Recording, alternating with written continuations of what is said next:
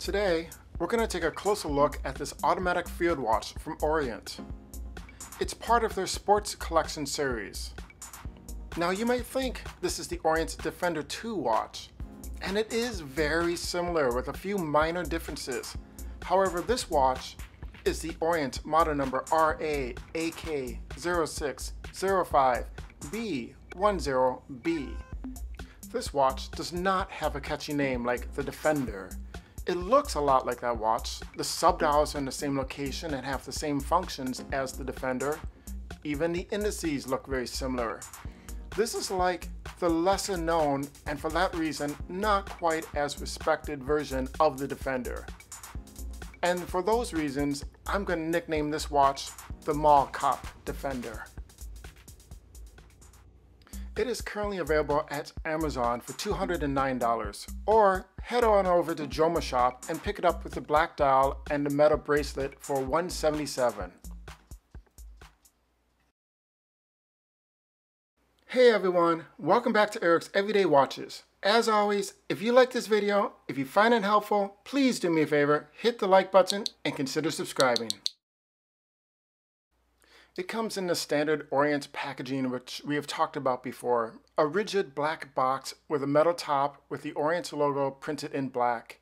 As I've said before, for a watch with a price point around $200, it is a decent, solid packaging, even if it is a bit ordinary. Inside, we see the watch presented on a white pillow. The case on this watch is black iron-plated 316 stainless steel. The case itself is nicely sized, coming in at 42.5 millimeters. The lug-to-lug distance comes in at 50 millimeters. Now this watch does wear large because of the strap it comes with, but I still had no problems with wearing it on my 7-inch wrist. This watch has mostly a brushed finish to it. However, there are a few areas that have a high polish to them. The chamfered edges where the top and the sides of the case meet, as well as the lower half of the bezel. This is one of the main differences between the Mall Cop and the Defender watch. The black version of the Defender watch has a completely brushed finish to it. You'll also notice how the shape of the bezel is slightly different on the Mall Cop. While the Defender is completely smooth and uninterrupted all the way around, the Mall Cop has 6 indented areas, and those indented notches have also been given a high polish finish to them, giving the Mall Cop a slightly different, if not a bit unusual or unorthodox appearance to it. Now my best analogy here would be to imagine two guys standing side by side wearing short sleeve white collared dress shirts. Now imagine one of those guys is also wearing a black tie. That guy is the Mall Cop, while the more traditional dress guy is your Defender. While we're comparing the two, you'll also see that the Defender has a very large crown at the 3 o'clock position, while the Mall Cop has a much smaller crown, which is also flanked by crown guards. As far as fits and finish, the edges and corners of the case are nicely rounded off. Everything is smooth to the touch. There are no sharp edges to be concerned about here. On the back of the watch, there is a screw-down case back with the Orient logo and text that reads water-resistant tin bar, movement Japan, as well as the caliber number. Inside the case, we have Orient's in-house F6B22 movement, and that movement is a 22 joule automatic movement beating at 21,600 beats per hour. It does have a 40-hour power reserve, and it does hack, and it does hand wind. This movement features a day-date calendar complication with a day and night indicator. And of course, Orient makes all their movements in-house in Japan. The crown at the 3 o'clock position is 6 millimeters in width and 4 millimeters in depth, which seems fitting for this size of case. There is a coin edge texture to it, making it easy to grip and pull out. Now the Mall Cop has a simple push-pull crown, unlike the Defender, which is a screw-down crown. On the plus side, that means you can hand wind the watch without unscrewing it first. Pulling the crown out to the first position adjusts the day and date function, while pulling the crown to the second position adjusts the time. Both the mall cop and the defender have signed crowns to them. The date at the 3 o'clock position is printed black on white and is highly legible. It is an outlined date window, but the outline matches the black dial and blends in. It's more of a raised or embossed outline as opposed to an applied outline. Now let's talk about the face of the watch, starting with the outer area. We have white Arabic numbers counting in 5-minute increments on the chapter ring. Inside of that, there is a smaller minute track printed directly on the dial.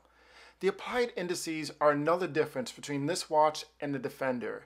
Here, the baton indices are consistent all around the dial, and at the 12 o'clock position, they are doubled up side by side. Unlike the Defender, these indices are outlined in metallic and have a high polish to the edges, adding a little bit of visual flair or visual interest to the dial. Inside of that, at the 2 o'clock position, we have the Orient logo applied with the words Orient and Automatic printed directly on the dial. Now this is the same as it is on the Defender.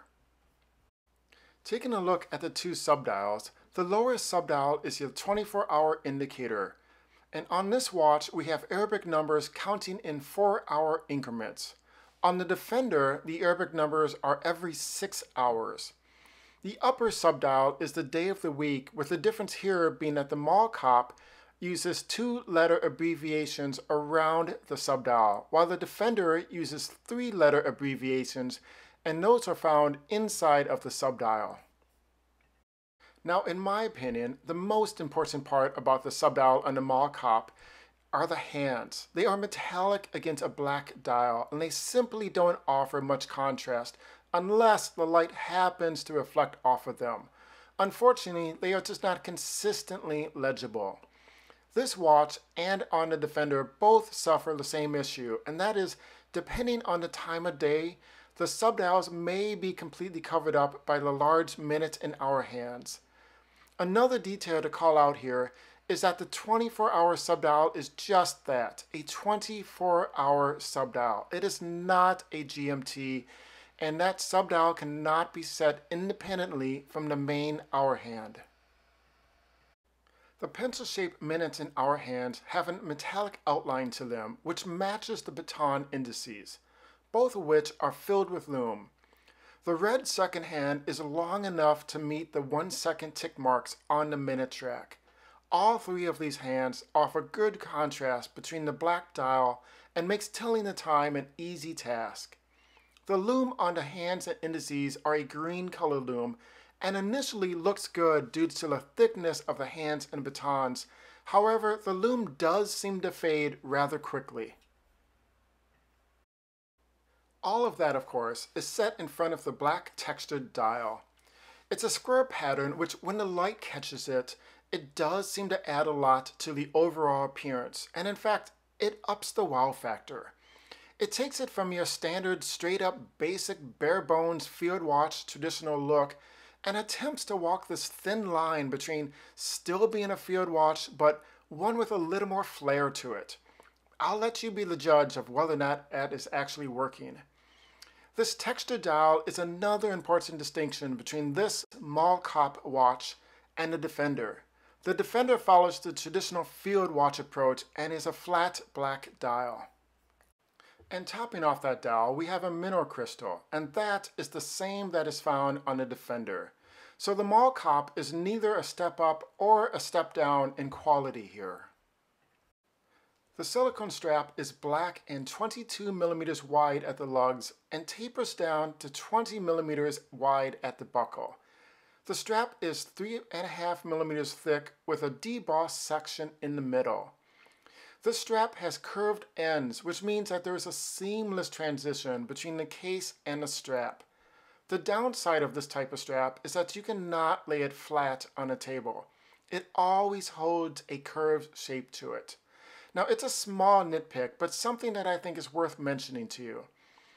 The strap is very soft to the touch, and there's a slight cushioning when you hold it in between your fingers. In everyday use, I was a bit surprised to find that on my 7-inch wrist, I needed to wear it on the second adjustment hole. If you have a smaller wrist, be aware that there is only one smaller adjustment hole possible with the supplied strap. The metal buckle is unsigned, but it does have an IP coating to match the case. So let's go over the specs for this watch. We have a mineral crystal, Orient's 6FB22 automatic movement, a diameter of 42.5 millimeters, a thickness of 12.5 millimeters, a lug width of 22 millimeters, and a lug-to-lug distance of 50 millimeters. And finally, let's wrap up by going over the pros and cons. For pros, it is a good-looking dial with large hands and a black, white, and red color scheme. It is very legible as far as the time and the date. The movement does have hand winding and hacking. There is a water resistance of 10 bars, and that IP coating should add some durability to the overall watch.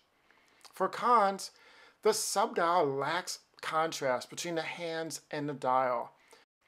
And of course, it is a mineral crystal and not sapphire. So my personal take on this watch is I think it is a good option for anyone looking for a slightly different looking field watch. And while it might not be an official Defender watch, it does share a lot of similarities. And I think we all know and we can all agree that deep down, mall cops are Defenders at heart. This has been Eric from Eric's Everyday Watches, reminding you to buy the watch that you love. And don't pay any attention to what anybody else says or thinks. This is your watch collection. If you like this video, if you find it helpful in any way, please do me a favor, hit the like button and consider subscribing. I'll see you in the next video.